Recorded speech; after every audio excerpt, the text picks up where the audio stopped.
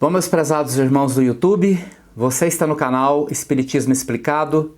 Meu nome é Lazarino Barbo e hoje nós vamos estudar uma questão proposta pela nossa seguidora do canal, Rosângela Squarcialupi.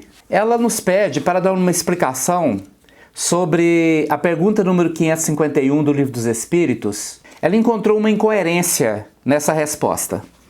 E vamos analisar então. A pergunta 551 diz o seguinte, quer dizer, a pergunta é exatamente o seguinte: um homem maldoso pode, com a ajuda de um mau espírito que lhe seja devoto, fazer mal ao seu próximo? A resposta vindo dos espíritos é a seguinte: não, Deus não o permitiria. Para você entender o próprio espiritismo, é preciso compreender que o espiritismo é uma ciência, é uma filosofia e uma religião. Nesse contexto de filosofia, ciência e religião, pressupõe-se que haja uma evolução permanente dos entendimentos de tudo que compõe o espiritismo.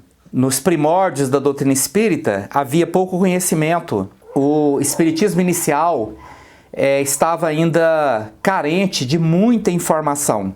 E esta carência de informação foi depois sendo suprida pelo próprio entendimento mais profundo das obras de Allan Kardec e com o entendimento posterior dos livros que foram psicografados por Francisco Cândido Xavier, Divaldo Franco, pelos espíritos André Luiz, Emmanuel, Joana de Ângeles. E então houve uma evolução na forma de entender tudo que se relaciona ao espiritismo. Nesta questão, cuja resposta é bastante clara, é uma resposta simples, clara, objetiva, não, Deus não o permitiria. Na realidade, nós podemos encarar essa resposta como verdade absoluta de que Deus não o permitiria se o objeto da perseguição, o homem objeto da perseguição, não estiver na mesma frequência vibratória dos espíritos encarnado e desencarnado, que é uma soma de encarnado e desencarnado. É um homem mau encarnado que está sendo acompanhado por um homem mau desencarnado, um espírito, e ambos buscam prejudicar alguém.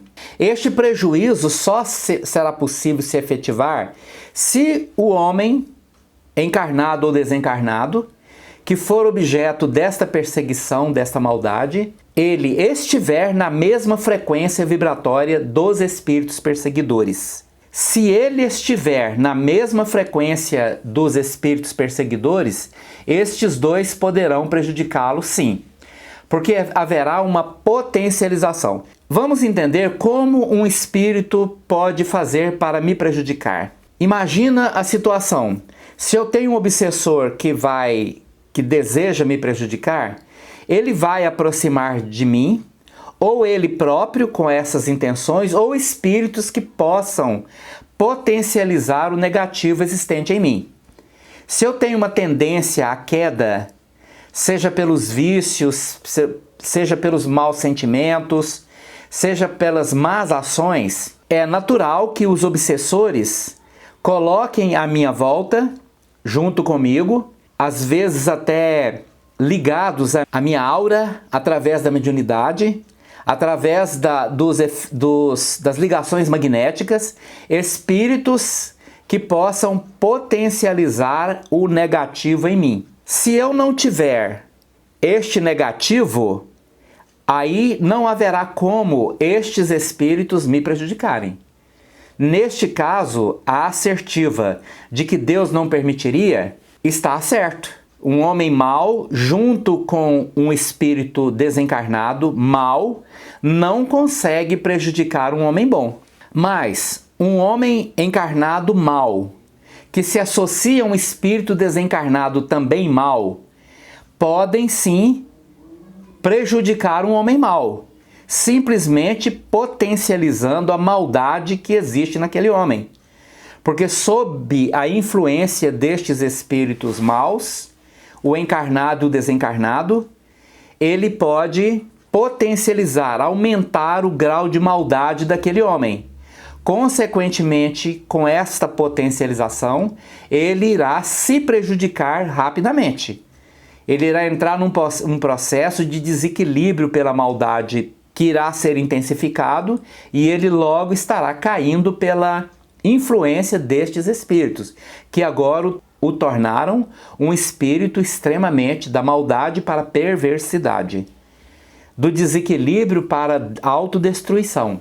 Como funcionam as leis que estabelecem as relações mentais? Nós, seres humanos, encarnados e desencarnados, nossa mente se comporta como uma estação emissora e ao mesmo tempo receptora de correntes mentais. Nós emitimos ondas mentais, nossos pensamentos, nossos sentimentos, nossas emoções se transmutam em ondas eletromagnéticas que são disseminadas por todos os lados. Mas na medida que nós emitimos essas ondas, nós entramos em sintonia com as ondas emissoras de outros espíritos, que são bilhões no nosso mundo, e então nós passamos a estabelecer um elo de comunicação, onde nós fortalecemos aquela corrente mental que nós fazemos parte através de nossa frequência vibratória, e nós então agora também atraímos para nós as frequências iguais, as ondas iguais, de tal sorte que quando eu emito uma frequência de amor, bondade, eu estou sintonizando com todo o amor e toda a bondade que existe. E nesta frequência de amor, bondade, renúncia, bons sentimentos, eu sou inacessível ao mal. Quando eu estabeleço uma onda mental de desequilíbrio, de desarmonia, de maus sentimentos, mágoas, maldades interiores através de meus pensamentos, eu também estarei entrando em sintonia com todos os espíritos encarnados e desencarnados que habitam o orbe terrestre. E nesta troca de energia com igual frequência, eu também o atraio para mim e potencializo o mal dentro de mim. Não precisa nem de alguém estar tentando me prejudicar. Eu faço isso por mim mesmo, por minhas escolhas, pela escolha de trazer para minha mente ondas mentais de baixo teor vibratório. Então, a pergunta é muito clara, porque ela pergunta se um homem mau junto com um espírito mau podem prejudicar alguém. Sim e não. Eles não conseguem prejudicar uma pessoa boa, porque isso está sob a proteção divina.